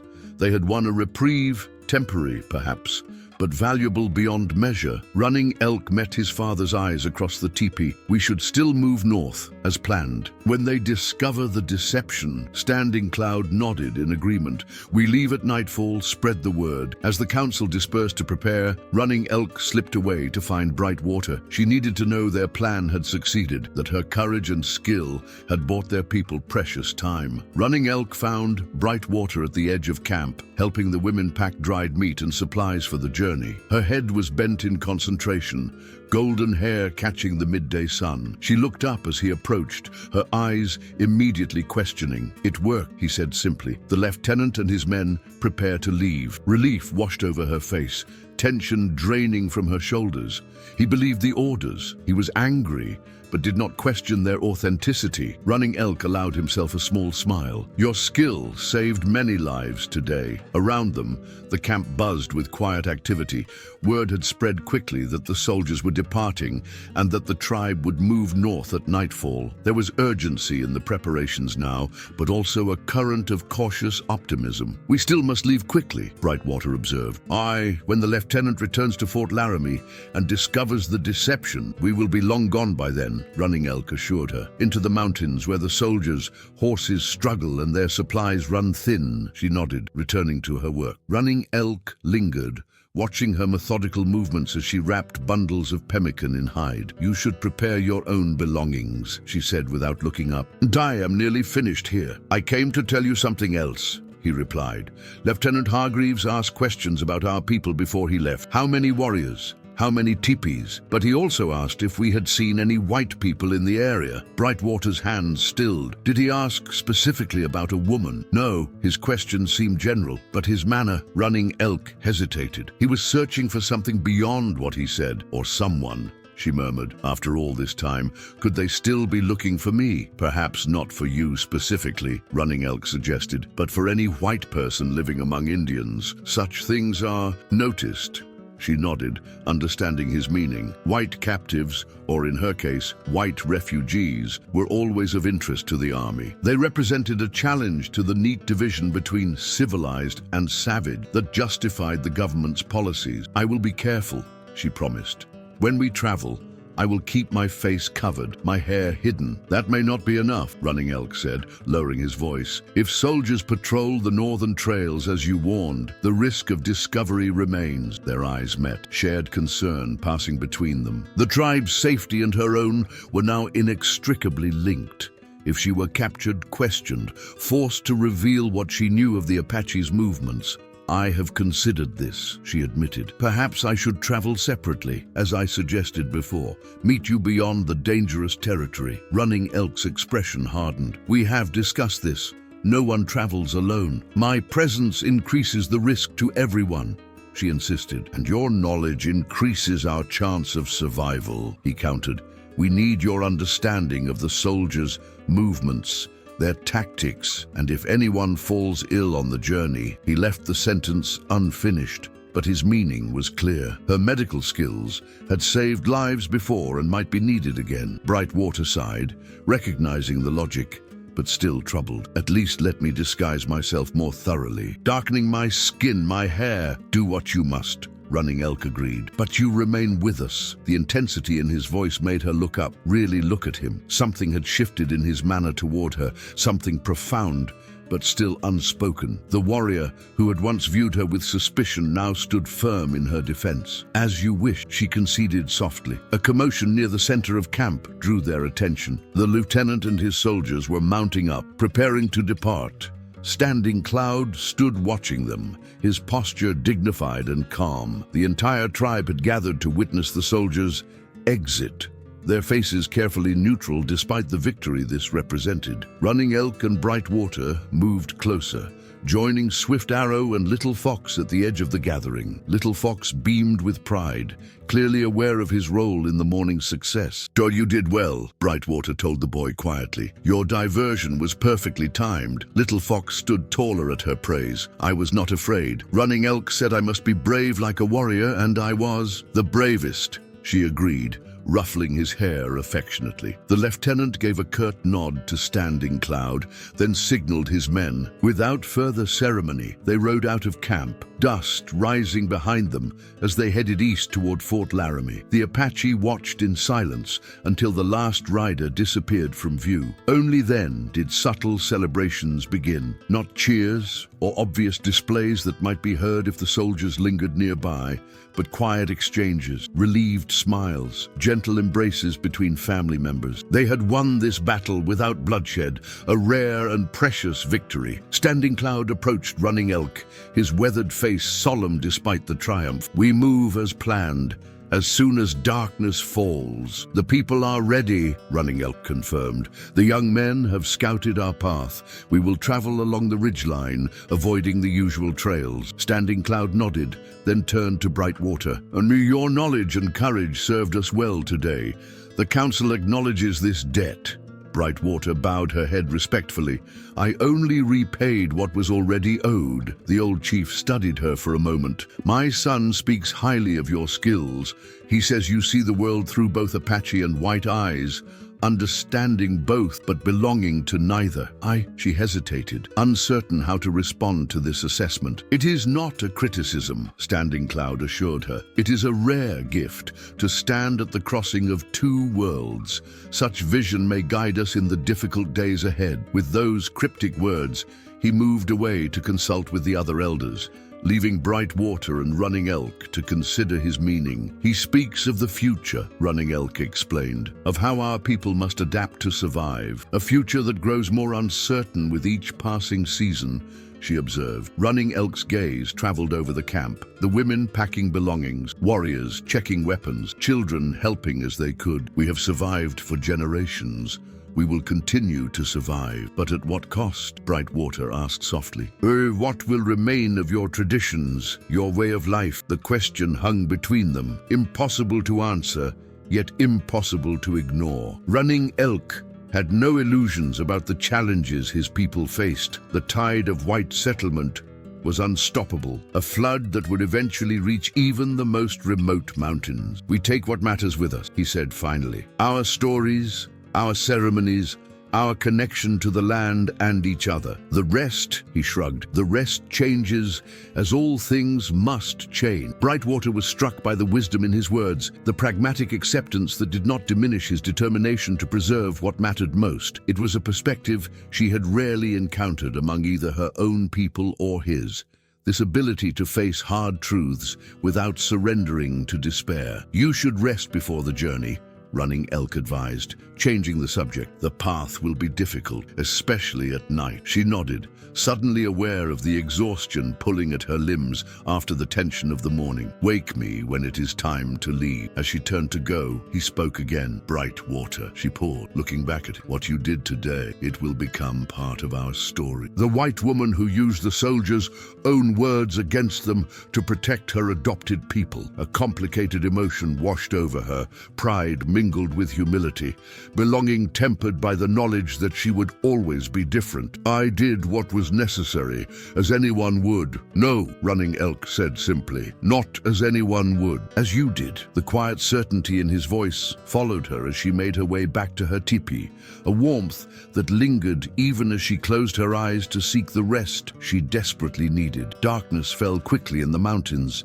the sun slipping behind the western peaks and taking its light with sudden finality. The Apache camp, normally filled with evening fires and conversation, remained deliberately dark. Only small, shielded flames provided necessary light as the tribe completed their preparations for departure. Running Elk moved through the controlled chaos, checking that everything was proceeding according to plan. The horses were packed with essential supplies. The old and very young prepared to ride, while others would walk. Scouts had already departed to ensure the path ahead was clear. He paused outside Brightwater's teepee, about to call her name, when she emerged on her own. For a moment, he did not recognize her. She had darkened her skin with walnut juice, braided her hair tightly, and covered it with a scarf in the Apache fashion. In the dim light, she could easily pass for one of their own women. Will this suffice? She asked, noting his surprised expression. Yes, he replied, impressed by her transformation. From a distance, no one would question. She had a small pack slung over her shoulder, her few personal belongings and medicines.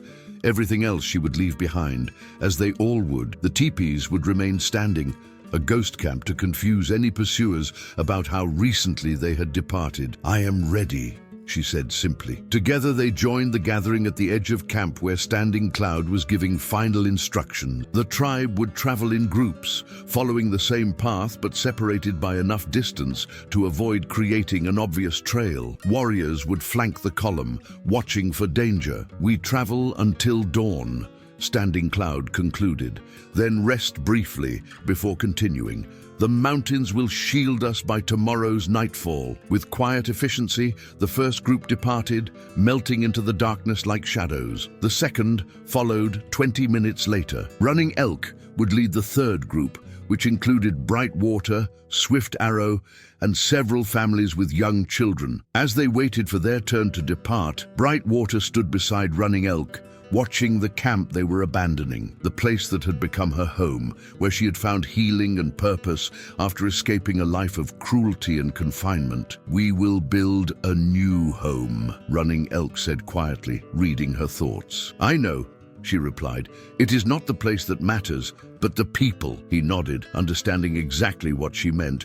Then, surprising both of them, he reached for her hand, holding it briefly in the darkness. A simple gesture, but one that communicated more than words could express. Solidarity, comfort, the promise of protection. The signal came, and their group began moving silently into the night. Brightwater walked beside Running Elk at first, then fell back slightly to help a mother whose young child was fussing. The tribe moved like water across the land, flowing around obstacles, leaving minimal trace of their passage. Above them, stars emerged in the clear mountain sky, cold and distant. The same stars that had guided his ancestors, Running Elk thought. The same stars that would guide his people to a new sanctuary, however temporary it might prove to be. And somehow, against all odds, a woman born to their enemies walked among them, her fate now intertwined with theirs. The spirits moved in mysterious ways indeed. The journey through the night was arduous, the path climbing steadily into the foothills of the mountains. They traveled in near silence, communication limited to hand signals and occasional whispered words. Children who would normally complain about such exertion remained quiet, understanding instinctively the need for stealth. Brightwater moved among the group, checking on the elderly and children, offering water and encouragement where needed. Her disguise held up well in the darkness, though she kept her head down whenever they passed near clearings where moonlight might reveal her lighter eyes. Near midnight, Little Fox stumbled, his exhausted legs giving out beneath him. Before his mother could reach him, Running Elk scooped the boy onto his shoulders, continuing without breaking stride. Brightwater felt a surge of admiration for the quiet strength of the man who had once regarded her with such suspicion. The eastern sky was just beginning to lighten when Standing Cloud called a halt in a sheltered valley. A small stream provided fresh water, and the dense trees offered concealment from any watching eyes. Warriors were posted as sentries, while the rest of the tribe collapsed in exhaustion. 2 hours rest, Standing Cloud announced. Then we continue. Running Elk gently lowered Little Fox to a bed of pine needles, where the boy immediately curled up and fell asleep. His mother murmured thanks before settling beside her son, her own eyes heavy with fatigue. Brightwater found a place against fallen log, her muscles aching the long night's journey. Running Elk appeared beside her, offering a strip of dried venison. "You should eat," he said. "Or keep your strength." She accepted the food gratefully. "You should rest. You have not slept in nearly 2 days." He shrugged, settling beside her. "I will rest when we reach the high country." They ate in companionable silence, watching as the tribe settled around them. Despite the circumstances, there was something almost peaceful about the scene. Families huddled together, the soft murmur of quiet conversations, the simple routine of sharing food and water. "How much farther?" Brightwater asked finally. "Another full day's journey to reach the mountains proper," Running Elk replied. "Then 2 more days to the valley my grandfather spoke of. It lies hidden between 3 peaks, with good hunting and a lake fed by snowmelt. You have been there before." He shook his head. "Not since I was Little Fox's age, but I remember it was beautiful. Protected." Brightwater nodded, trying to picture this sanctuary. "And you believe we will be safe there?" "For a time," he answered honestly. "The white soldiers do not venture so deep into the mountains if they can avoid it. The terrain is too difficult, supplies too hard to transport." He paused, "but eventually they will come even there." "What then?" Running Elk gazed into the lightening sky. "Then we move again, or we find another way to survive." The simple acceptance in his voice struck her. Not resignation or defeat, but a practical understanding of their reality. These people had been adapting and surviving for generations. They would continue to do so one way or another. "You should sleep now," he said, rising. "I will check the sentries." Brightwater watched him move away, his steps silent despite his exhaustion. Then she closed her eyes, letting weariness claim her for the brief time they had to rest. It seemed only moments later when she was gently shaken awake. Swift Arrow crouched beside her, his expression tense. "Riders approaching," he said quietly. "Ubi from the east." Instantly alert, Brightwater sat up. "Soldiers!" "Scouts think so. Still distant, but following our trail." Around her, the camp was already in motion, people gathering belongings with practiced efficiency, extinguishing the small fires that had been lit for cooking. Running Elk appeared, conferring quickly with his brother.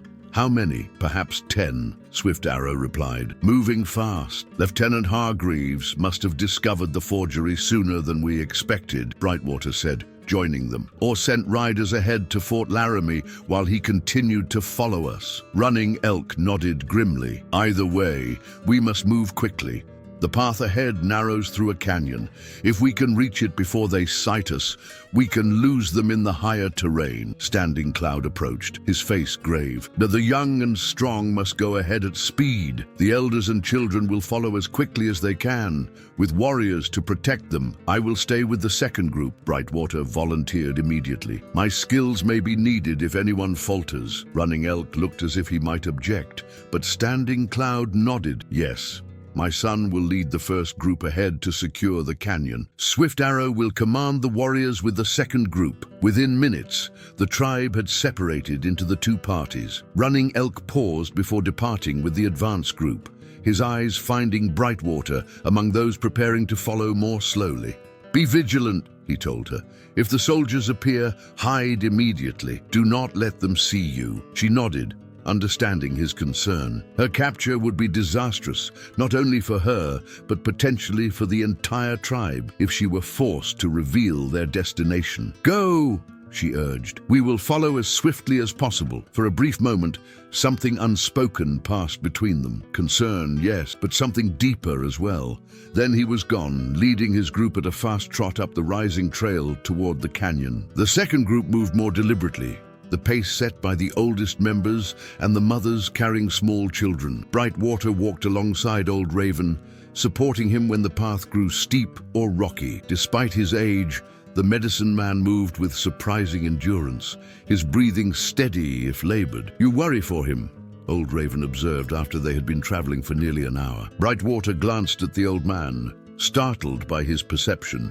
"For everyone," she deflected, "the soldiers are persistent." Old Raven smiled, the expression crinkling his weathered face. "But it is Running Elk who occupies your thoughts." She did not deny it, knowing the futility of trying to hide such things from the wise old man. "He has accepted me among his people when many would not. I owe him my gratitude." "Gratitude," Old Raven repeated, his tone suggesting he knew it was much more than that. "A good beginning." Before she could respond, a warning call came from one of the rear scouts. Brightwater turned to see a warrior riding hard toward them, his face set in lines of urgency. "Soldiers!" he called as he reached them. "Coming fast along our trail." Swift Arrow immediately took charge. "Into the trees," he ordered. "Let everyone off the path. Move deeper into the forest, where their horses cannot follow easily." The group scattered, mothers clutching children, elders helping each other as they abandoned the trail for the denser cover of the pine forest. Brightwater supported Old Raven, guiding him carefully over fallen logs and around thickets. "Here," Swift Arrow directed, pointing to a depression behind a cluster of large boulders. "Are the elders and children." They crowded into the natural hiding place, pressing themselves against the cool stone.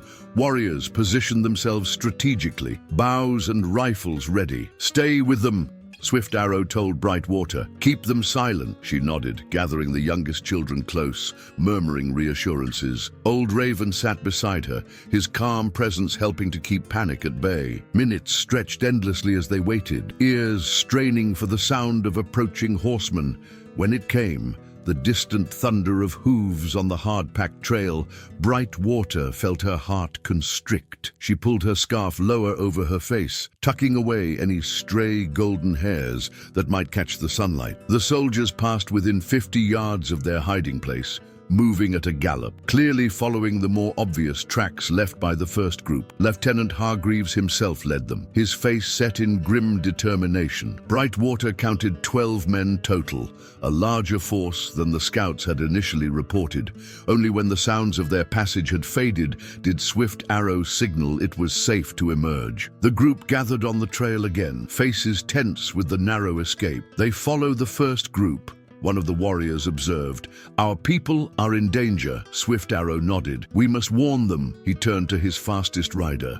"Go ahead, tell Running Elk the soldiers approach. We will follow as quickly as we can." The rider departed immediately, pushing his horse to a gallop up the trail. The rest of the group continued their journey at a faster pace now, urgency overcoming fatigue. Brightwater helped Old Raven back to the trail, her mind racing with concern. The first group was heading for a narrow canyon, a perfect place to evade pursuers, but also a potential trap if the soldiers caught them before they could navigate its length. And Running Elk was leading them directly into that danger. "He is skilled," Old Raven said, once again reading her thoughts. "A warrior trained since childhood to survive. Against rifles and trained soldiers," she countered, unable to hide her fear. "Our people have faced worse and endured," the old man reminded her. "Have faith." They walked in silence after that, each step bringing them closer to the canyon and whatever fate awaited them there. The sun climbed higher, its heat intensifying despite the mountain elevation. Children whimpered with thirst and exhaustion, but no one complained aloud. The danger was too immediate, too real. By midday, they had reached the mouth of the canyon, a narrow gap between towering rock walls that stretched upward hundreds of feet. The trail disappeared into this natural corridor, winding among boulders and following a small stream that cut through its center. Swift Arrow called a halt, studying the canyon entrance with concern. "No sign of battle," he observed. "Either our people passed through safely, or..." He left the alternative unspoken. But everyone understood. If the soldiers had caught the first group in the open before they reached the canyon, the consequences would be devastating. "What do we do?" one of the mothers asked, clutching her child closer. Swift Arrow considered their options. "We continue carefully, warriors in front and behind, everyone else in the center. Move silently." The group reorganized as directed, Brightwater helping position the elders and children in the protected middle section. As they prepared to enter the canyon, she felt a prickling sensation on the back of her neck, the feeling of being watched. She glanced up at the canyon walls, searching for the source of her unease. There, on a ledge perhaps 50 feet above, she caught a brief movement, the sun glinting off something metal. "Swift Arrow," she called softly, pointing upward. The warrior followed her gaze, then smiled with visible relief. "Our people," he confirmed. "They guard the path." As if in confirmation, a bird call sounded from the ledge, the distinctive cry of a hawk, too perfect to be anything but a human signal. Swift Arrow responded with the same call, and suddenly Brightwater could see them, Apache warriors positioned strategically along the canyon walls, nearly invisible against the red-brown rock. The group proceeded into the canyon, moving more confidently now that they knew their people controlled the passage. Brightwater kept her eyes on the trail ahead, searching for any sign of Running Elk and the first group. They found them nearly a mile into the canyon, where the passage widened into a small valley dotted with juniper trees. The first group had established a defensive position with clear sightlines to both the canyon entrance and the continuing path that would lead them deeper into the mountain. Running Elk stepped forward as they approached, the relief on his face evident even at a distance. His eyes found Brightwater immediately, scanning her for any sign of injury before addressing Swift Arrow. "The soldiers?" he asked tersely. "Passed us on the trail," Swift Arrow reported, "following your tracks. They entered the canyon perhaps an hour behind us." Running Elk nodded, unsurprised. "We prepared a welcome for them." He gestured toward the canyon walls where more warriors were positioned, invisible until you knew to look for them. Brightwater understood the strategy immediately. The Apache held the high ground, giving them a tremendous advantage over mounted soldiers confined to the narrow canyon floor. "What happened?" she asked, moving closer. "We reached the canyon well ahead of them," Running Elk explained. "Had time to position our warriors and prepare." A grim smile touched his lips. When the soldiers entered, rocks began to fall. Seemingly natural at first, but enough to make them nervous. Their horses sensed the danger before they did. They turned back, he nodded. For now, but they will return, perhaps with more men. Then we should continue, Swift Arrow urged. Put more distance between us and them before nightfall. Standing Cloud joined them, having overseen the brief rest period for the first group. Yes, we move on. The path grows steeper, but we must push forward. As the tribe prepared to continue their journey, Brightwater found herself walking beside Running Elk, drawn to the quiet confidence he projected despite the danger still pursuing them. You were right to prepare an ambush rather than engage them directly, she observed. It was your teaching, he replied, and you told us how the soldiers think, how they fear what they cannot see or understand. He glanced at her. Your knowledge saved lives today. The simple acknowledgement warmed her more than it should have. We make a good team, it seems. Something flickered in his eyes. Surprise, perhaps, or pleasure at her words. Yes, he agreed softly. We do. Section 910. The tribe pushed on through the afternoon, following the canyon as it wound deeper into the mountains. The path grew increasingly challenging, steep in places, obstructed by fallen rocks in others. The stream that had been a mere trickle at the canyon entrance grew stronger, fed by mountain springs, until it became a substantial creek running alongside their route. By late afternoon, clouds gathered over the peaks ahead, promising rain before nightfall. Running Elk studied the darkening sky with concern. We need to find shelter, he told Standing Cloud. A storm in the canyon could be dangerous. The old chief nodded in agreement. There is a place ahead, if I remember correctly, a wide cave in the eastern wall, large enough for many people. Swift Arrow sent scouts ahead to locate this potential shelter. They returned within the hour, confirming Standing Cloud's memory. The cave was less than a mile farther, its entrance partially hidden by a stand of pine trees that had somehow taken root in the rocky soil. They reached it just as the first heavy raindrops began to fall. The cave entrance was indeed spacious, opening into a cavern that extended deep into the mountain. The tribe filed in gratefully, the elders and children settling in the dry, protected area near the back, while warriors established a watch near the entrance. Brightwater helped organize the temporary camp, setting up a small fire where the smoke could escape through a natural chimney in the rock ceiling. The women prepared a simple meal from their supplies, careful to conserve food for the journey still ahead. As darkness fell outside, intensified by the storm that now raged through the canyon, Running Elk joined Brightwater, where she sat tending a wounded elder whose feet had been badly blistered by the long march. How is Walking Deer? He asked, crouching beside them. He will heal, she replied, applying a poultice of crushed herbs to the raw skin. Oh, but he should not walk far tomorrow. The elder, a dignified man in his 70s, shook his head firmly. I will keep pace. Do not worry about one old man when the safety of all is at stake. Running Elk clasped the elder's shoulder respectfully. Your wisdom and experience are valuable to our people. We will find a way for you to travel without pain. When she had finished treating Walking Deer, Brightwater moved with Running Elk toward the cave entrance, where they could speak privately. Rain lashed the trees outside,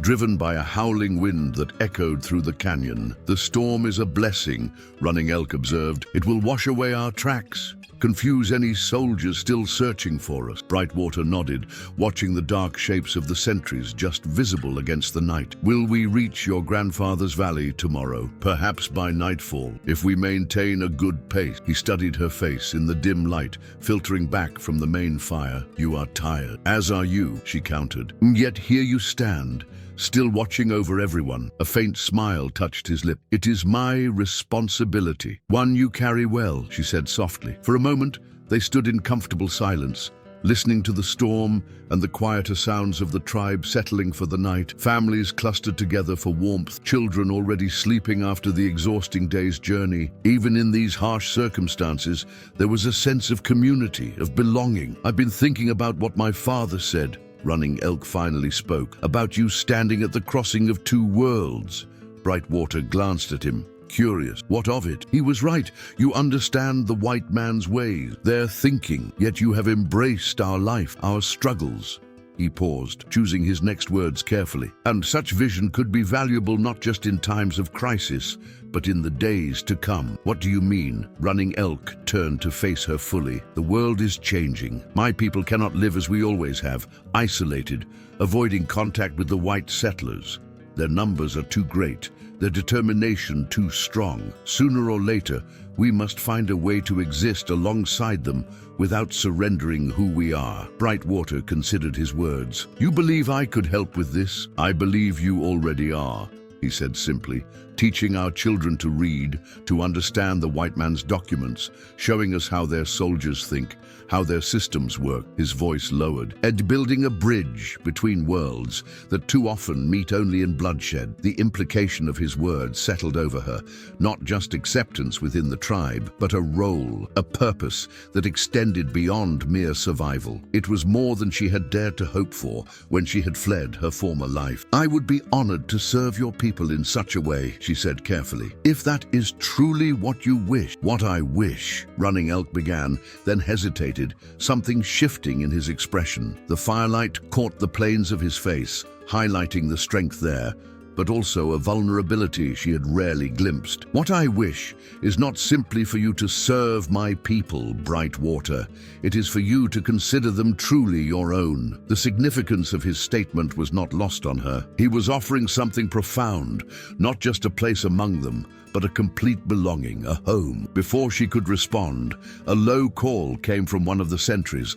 Running Elk immediately tensed, turning toward the cave entrance. The sentry gestured toward the canyon, pointing into the rain-soaked darkness. Stay here, Running Elk told her, reaching for his knife before moving swiftly to join the sentry. Brightwater waited, her heart suddenly racing. Had the soldiers found them despite the storm? She watched as Running Elk and the sentry conferred, then relaxed slightly. As Running Elk sheathed his knife again, he returned to her side, his expression puzzled rather than alarmed. A lone rider approaches, not a soldier. Who then? We shall see. He nodded toward the cave entrance. Me, he comes now. A figure on horseback emerged from the darkness, leading the exhausted animal carefully over the slick rocks. As he came into the light, cast by the cave's fire, Brightwater gasped in recognition. The rider was Thomas Blackwood, her brother. Running Elk sensed her shock, his hand automatically moving to her arm in support. You know this man? She nodded, unable to speak for a moment as memories flooded back. Thomas, 5 years her junior, who had been away at school when her father had arranged her disastrous marriage. Thomas, who had written her desperate letters when he learned of her treatment at Captain Mercer's hands. Thomas, who she had not dared to contact after her escape for fear of putting him in danger. My brother, she finally managed. My younger brother. The young man dismounted, handing his reins to one of the warriors who approached cautiously. He was soaked through, his city clothes ill-suited to the mountain weather, but his face, so like her father's but gentler, kinder, was exactly as she remembered. I seek Catherine Blackwood, he announced, his voice carrying the educated tones of Eastern schooling. And I have reason to believe she may be among your people. Running Elk looked to Brightwater, silently questioning whether she wished to reveal herself. She hesitated only briefly before stepping forward, pushing back the scarf that had concealed her features. Thomas, she said softly. Her brother turned toward her voice, his eyes widening in shock and then overwhelming relief. Catherine, dear God, it is you. He moved toward her, then stopped, uncertain of his welcome among the wary Apache watching his every move. Brightwater glanced at Running Elk, who nodded his permission. She crossed the space between them and embraced her brother, feeling him trembling with emotion or cold or both. How did you find me? She asked when they finally separated. It's a long story, Thomas replied, his eyes never leaving her face, as if afraid she might disappear again. But the short version is that Lieutenant Hargreaves recognized your handwriting on some forged orders. He remembered how Father used to have you draft his correspondence because of your fine penmanship. Brightwater felt a chill that had nothing to do with the storm outside. The lieutenant knows I'm alive, Thomas nodded grimly. He sent a message to Fort Laramie, which happened to arrive while I was there making inquiries about your death. He lowered his voice. Catherine, they're coming for you. A full company of soldiers, not just Hargreaves and his scouts. They believe you've been held captive, brainwashed. Running Elk had approached silently, listening to this exchange. "And you?" he asked Thomas directly. "What do you believe?" Thomas studied the Apache warrior, taking in his proud bearing, the intelligence in his eyes. "I believe my sister would never have stayed anywhere against her will.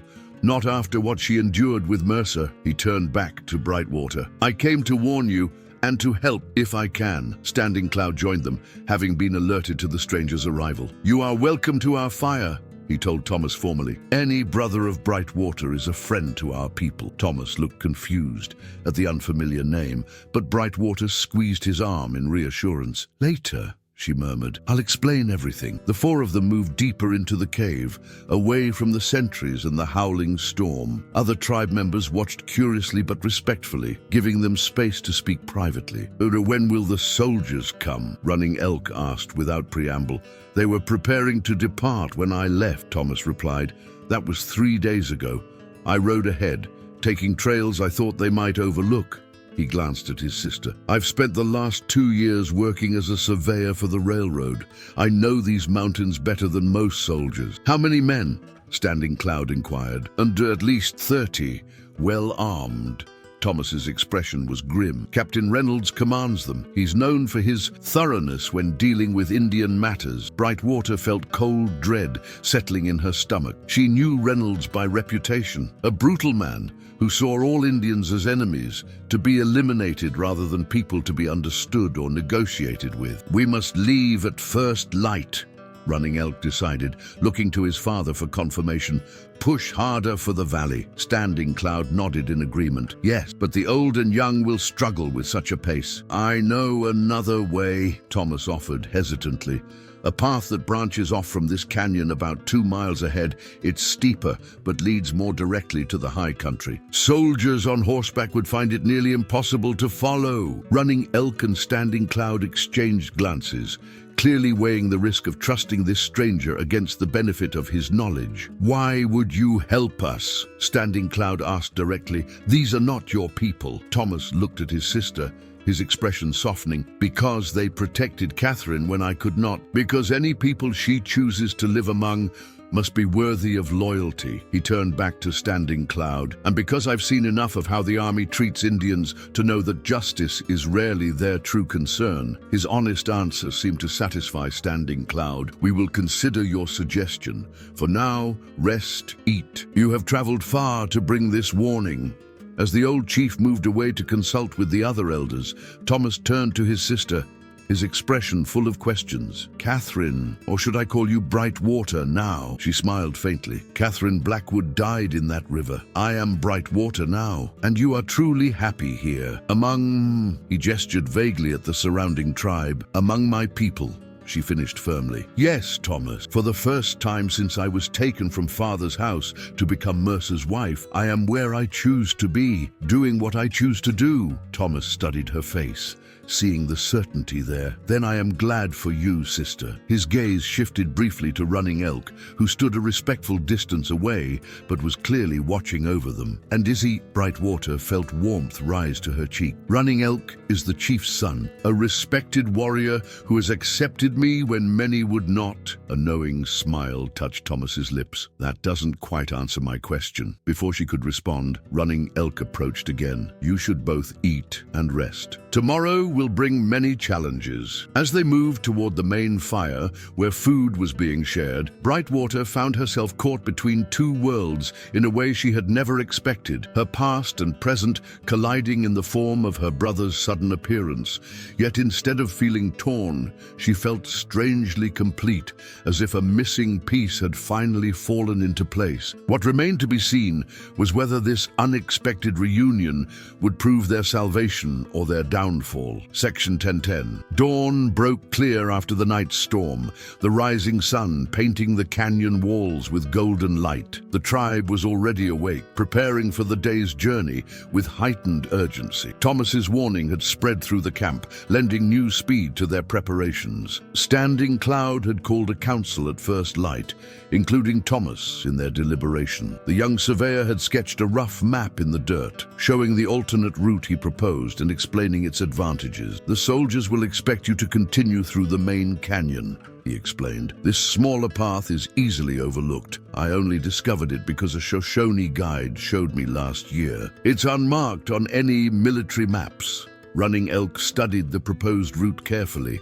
The terrain is difficult, very, Thomas confirmed. Steep in places, with narrow passages, but it leads directly to the high plateau, cutting at least a day from your journey. Standing Cloud looked to old Raven, who had remained silent during the discussion. What do the spirits tell you of this path? The medicine man closed his eyes briefly. The young man speaks truth. His heart is with his sister, and through her, with us. He opened his eyes, fixing Thomas with a penetrating gaze, but danger still follows. The soldiers' anger grows with each hour they fail to find us. The council debated briefly before reaching consensus. They would take Thomas's suggested route. The tribe prepared to depart, packing quickly and efficiently despite their weariness from the previous day's journey. Brightwater found herself working alongside her brother, showing him how to properly secure supplies on one of the pack horses. The night's rest and dry clothes borrowed from Swift Arrow had improved Thomas's appearance considerably. In the morning light, she could see how much he had matured since she last saw him. No longer the gangly youth she remembered, but a confident young man hardened by his work in the Western Territories. "So you never tried to find me," she observed quietly as they worked. "After they declared me dead." Thomas's hands stilled on the leather straps. "I didn't believe you were dead," he admitted. "The body they found, I saw it before they buried it. Even in that condition, I knew it wasn't you." He glanced around to ensure they weren't overheard. "But I thought it wiser to let everyone believe you were gone. It gave you freedom. Wherever you were, you protected me," she realized. "As you always protected me," he smiled faintly. "Remember how you used to stand between me and Father's anger when I failed at my studies?" The memory surfaced, her slight frame positioned before her brother, absorbing their father's verbal lashing so Thomas would be spared. Even then, she had been a shield for those who needed protection. What will you do now?" she asked. "After you've helped us reach safety?" Thomas secured the final strap before answering. "I've been offered a position with the Geological Survey, mapping territories farther west, in Nevada. I was considering it before," he gestured vaguely. "Before I learned you might still be alive." "You should take it," she said firmly. "Build your own life, Thomas. Don't let concern for me hold you back." He studied her face. "And you? Will you stay with these people forever?" The question gave her pause. She had not thought beyond immediate survival for so long that considering a more distant future felt almost indulgent. "They are my people now," she said finally. "Here I have found purpose, respect, things I never had in the world we came from." Thomas nodded slowly, his eyes drifting to where Running Elk stood conferring with the scouts. "And perhaps something more?" Brightwater felt warmth rise to her cheeks but did not deny it. "Perhaps." A call from Standing Cloud announced it was time to depart. The tribe moved out from the cave shelter, forming their traveling groups once more. Thomas rode beside the scouts at the front, guiding them toward the hidden path he had described. They found it nearly 2 hours later, a narrow cleft in the eastern canyon wall that would have been easy to miss if not specifically sought. It looked barely wide enough for a horse to pass through, the entrance partially obscured by a tumble of rocks that appeared to be a natural formation but showed signs of deliberate arrangement upon closer inspection. "The Shoshone maintain this route," Thomas explained as they approached. "They keep it hidden from white eyes, use it only in great need." Standing Cloud nodded with newfound respect for the young man. "That they showed it to you speaks well of your character, or my usefulness as a surveyor who could map routes the railroad would avoid," Thomas replied with a wry smile. The tribe began the ascent, moving in single file through the narrow passage. As Thomas had warned, the path was challenging, steep in places, requiring them to lead the horses carefully over loose shale and around sharp bends. But it was passable, and more importantly, nearly impossible to follow with a large force. Brightwater walked near the middle of the column, helping where needed. The elders struggled with the difficult terrain, but none complained. They understood the necessity of this hard journey. Near midday, when they had climbed high enough to see back down into the main canyon, Swift Arrow spotted movement below. The tribe halted, watching as a column of soldiers wound their way along the canyon floor. At least 30 men, as Thomas had warned, moving with determined precision. "Captain Reynolds," Thomas murmured, recognizing the officer at the head of the column even from this distance. Running Elk studied the soldiers through narrowed eyes. "They follow our original trail. They do not know of this path." "Not yet," Brightwater cautioned.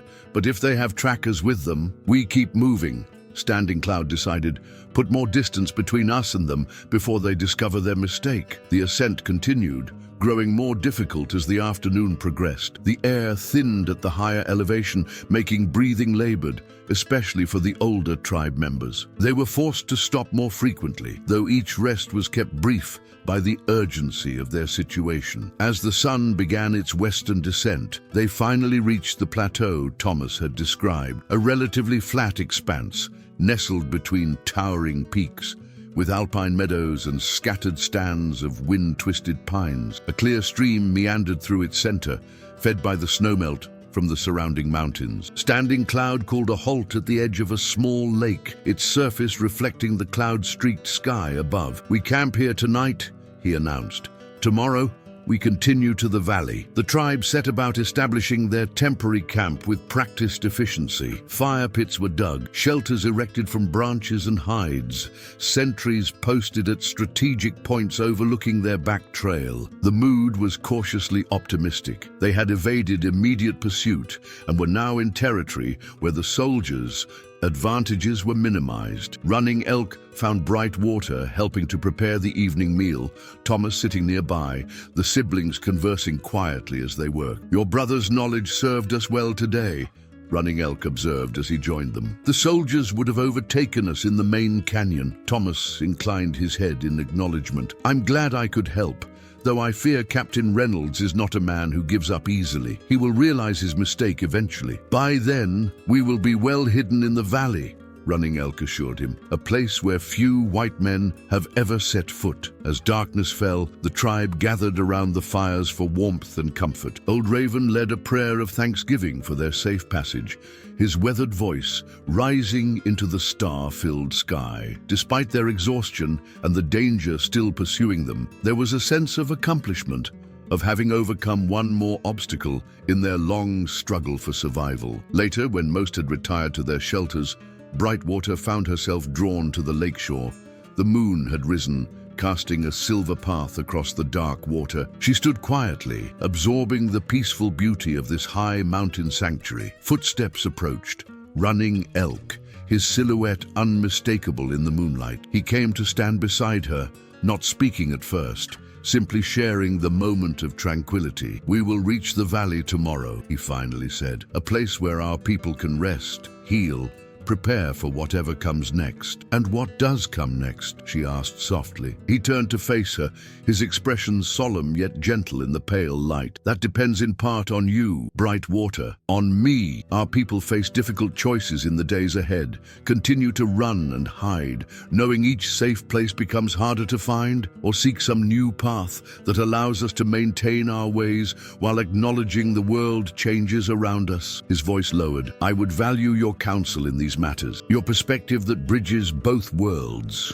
She understood what he was offering, not just a place in the tribe, but a role of importance, of partnership in guiding their future. "You honor me with your trust," she said carefully, "but some among your people may question the wisdom of heeding a white woman's voice. Those who have seen your courage, your loyalty, your wisdom will not question," he countered, "and those who might," he shrugged slightly, "they will learn as I did." The admission of his own journey from suspicion to trust touched her deeply. "I will help however I can," she promised, "for as long as I remain with the tribe." Something shifted in his expression at her qualifier. "You consider leaving?"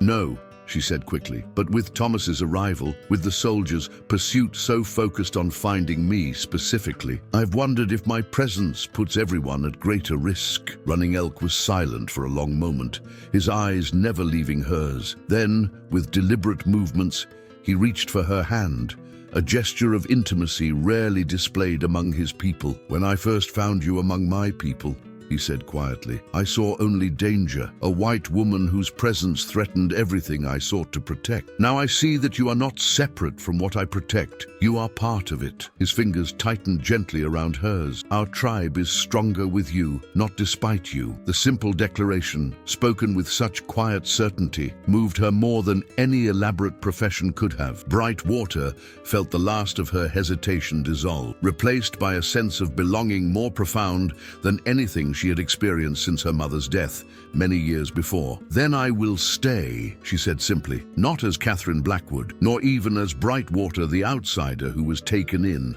but as one who has found her true home. Running Elk's smile was brief but transformative, softening the warrior's stern features. There is a ceremony, he said, when one who was not born to the tribe is formally adopted, given a permanent place among us. It has not been performed in many seasons, but the elders remember the ways. The implication was clear, an official recognition of her place among them, a belonging that could never be questioned or revoked. But Running Elk's eyes held a question that went beyond tribal acceptance, a personal hope he would not voice until she indicated she was ready to hear it. Brightwater felt a future opening before her, one she had never dared imagine during those dark days of captivity in her former life.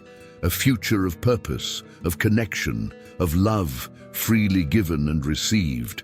I would be honored, she said softly, her hand still in his, to be bound to this tribe, to its future. She paused, gathering courage. To you, if that is what you are asking. The clarity of her response seemed to surprise him briefly, then pleased him deeply. It is, he confirmed, his voice low and certain. I ask you to walk beside me, Brightwater, as my wife, my partner in all things, under the vast mountain sky, surrounded by the wild beauty that had become her sanctuary. Brightwater gave her answer, not in words, but in the step she took toward him, closing the final distance between two worlds that had found, against all odds, a way to become one. Behind them, the tribe slept peacefully, tomorrow's challenges temporarily set aside. Before them stretched a future uncertain but faced together, an Apache warrior and the white woman who had found her true self among his people, creating a bridge between worlds that might, with wisdom and courage, help both survive the changing times ahead.